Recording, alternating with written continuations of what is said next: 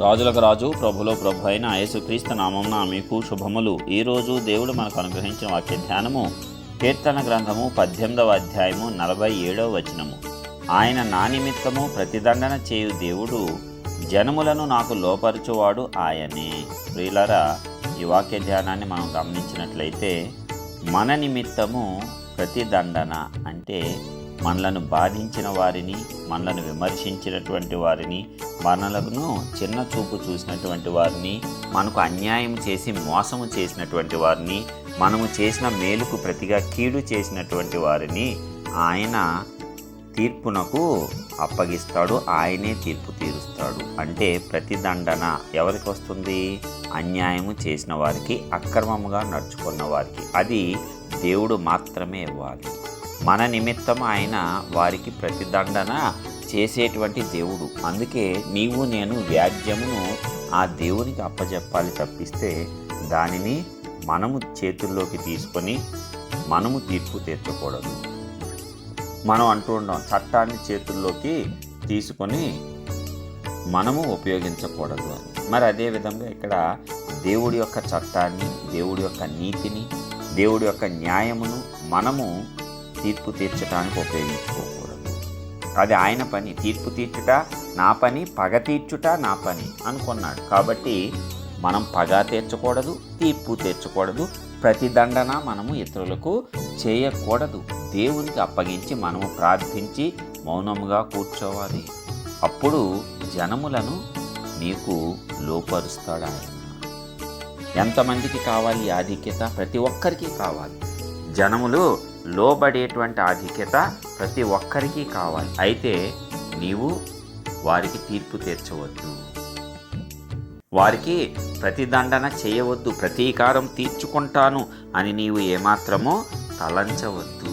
నీ దేవునికి ఆ ప్రతీకారము తీర్చేటువంటి హక్కు ఉంది, బాధ్యత ఉంది, పని ఉంది. ఆ పనిని ఆయనకే అప్పగించి తప్పిస్తే ఆయన పనిలో నీవు తల దూర్చవద్దు. అది దేవుడు చెప్తున్నాడు. ఎప్పుడైతే నీవు ఆ రీతిగా దేవునికి అప్పగించి నీవు మౌనముగా ఉంటావో, ఆయన నీ నిమిత్తము వారికి ప్రతిదండన చేస్తాడు. నీ శత్రువులను అణగదొక్కుతాడు, నీకు లోపరుస్తాడు. అప్పుడు అద్భుతమైనటువంటి రీతిలో నీవు దేవుని యొక్క కృపను పొందుకొని సంతోషించి ఆనందిస్తావు, దేవుణ్ణి స్తుతిస్తావు. అయ్యా, నా ప్రమేయము లేకుండానే గొప్ప కార్యములు చేసి ఉన్నావు అని నీవు దేవుణ్ణి కొనియాడతావంట. లేకపోతే అనవసరమైన పోరాటాలు నువ్వు చేస్తావు, అనవసరమైన యుద్ధాలు నీవు చేస్తావు. దాని ద్వారా ఇంకా చిక్కుల్లో ఇరుక్కుంటావు. మళ్ళా ఆ శత్రువు నీ మీద వేరొక పన్నాగము, మరలా నీవు దానికి ప్రతీకారము, నీవు కోపించుట, కోపంలో పాపం చేయుట, ఇవన్నీ నీ యొక్క పరిశుద్ధతను దెబ్బతీస్తాయి. మరలా నీ ఆశీర్వాదములు కొంచెము వెనక్కి వెళ్ళిపోవటానికి అపవాది నీ చుట్టూ ఇలాంటి వారిని ఏర్పాటు చేస్తాడు. ఒక్కొక్కసారి దేవుడు కూడా అనుమతిస్తాడు. ఎందుకంటే నీ సహనం పెరగాలి, నీ ఓపిక పెరగాలి, నీ నిరీక్షణ పెరగాలి, నీ విశ్వాసము పెరగాలి. అందుకే విశ్వసించువాడు కలవరపడడు అని చెప్తుంది వాక్యం. నీవు కలవరపడిపోయి వాళ్ళేదో నాకు అన్యాయం చేసేస్తారు, వీళ్ళేదో నాకు మోసం చేసేస్తున్నారు అని చెప్పి వారి మీద పగ, ప్రతీకారము, కక్ష, కార్పణ్యము ఇవన్నీ కూడా నీవు తీర్చుకోకూడదు. నీవు విశ్వసిస్తే దేవుడు వాడిని చూసుకుంటాడు అని చెప్పి నీవు మౌనంగా ఉంటావు. తప్పనిసరిగా దేవుడు వారి సంగతి చూస్తాడు, నిన్ను హెచ్చిస్తాడు, జనములను నీకు లోబరుస్తాడు. జనములను అనగద్రొక్కువాడు ఆయనే, లోపరచువాడు ఆయనే. కాబట్టి ధైర్యంగా ఉండు, ప్రార్థించు. ఈ వాగ్దానం ఎత్తిపట్టి ప్రార్థించు. దేవుడు దాన్ని నీకు తప్పనిసరిగా అనుగ్రహిస్తాడు. ప్రార్థించుకున్నాం. మహోన్నతుడైన గొప్ప దేవ, ప్రియ పరలోకపు తండ్రి, మీ ఘనమైన శ్రేష్టమైన నామానికి వందనాలు. ఇప్పటివరకు అద్భుతమైనటువంటి నీ రెక్కల్ని భద్రపరిచి ఆశీర్వదించి ఉన్నారు. దాని అంతటిని బట్టి వందనాలు చెల్లిస్తున్నాం.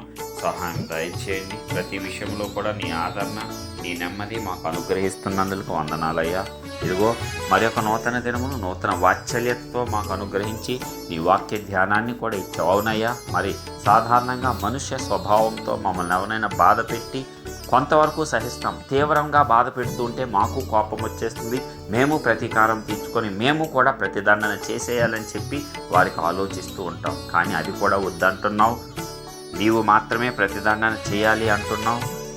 నిన్ను అడిగితే వారందరినీ కూడా లోపరుస్తాను అంటున్నావు. కాబట్టి మేము ఏమాత్రము కూడా వారి పైకి తీర్పు తీర్చడానికి వెళ్ళకూడదు, జగడమాడటానికి వెళ్ళకూడదు, ప్రతిదండన చేయటానికి వెళ్ళకూడదు, ప్రతీకారం చేయటానికి వెళ్ళకూడదు అని దినమున జ్ఞాపకము చేసినందుకు వందనాలు. ఇక్కడ నుంచి మేమందరము కూడా దాన్ని అనుసరించి నడుచుకొని మమ్మల్ని మేము నియంత్రించుకొని అద్భుతంగా నీవు ఎవరైతే మాకు మోసం చేశారో వారిని నీవే మాకు లోపరుస్తావు. కాబట్టి నీ వద్దకు వచ్చి మొరపెట్టుకొని ఆ ఆధిక్యతను పొందుకొని నీ నామాన్ని ఘనపరిచే వారముగా ఈ లోకంలో మేము అద్భుతకరమైన జీవితాలను జీవించేటట్టు ప్రతి ఒక్క బిడ్డను దీవించి ఆశీర్వదించి మీ నామాన్ని ఘనపరుచుకొని యేసు పరిశుద్ధమైన నామం ప్రార్థించి విశ్వాసంతో పొందుకొంచున్నాం ప్రియ పరలోకపు తండ్రి.